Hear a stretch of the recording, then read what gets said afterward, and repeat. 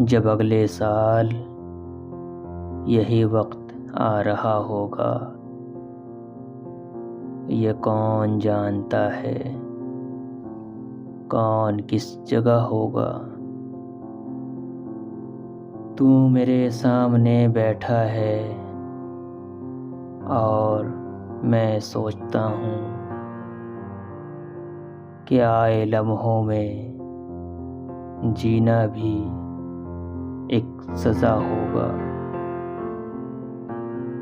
हम अपने अपने बखेड़ों में फंस चुके होंगे, न तुझको मेरा न मुझको तेरा पता होगा।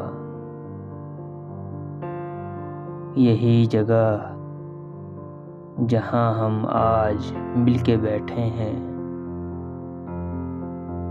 इसी जगह पे खुदा जाने कल को क्या होगा।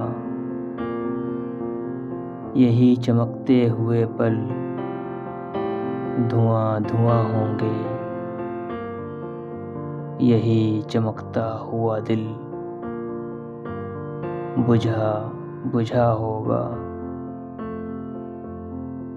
लहू रुलाएगा वो धूप छाँव का मंजर, नजर उठाऊंगा जिस समत झुटपुटा होगा।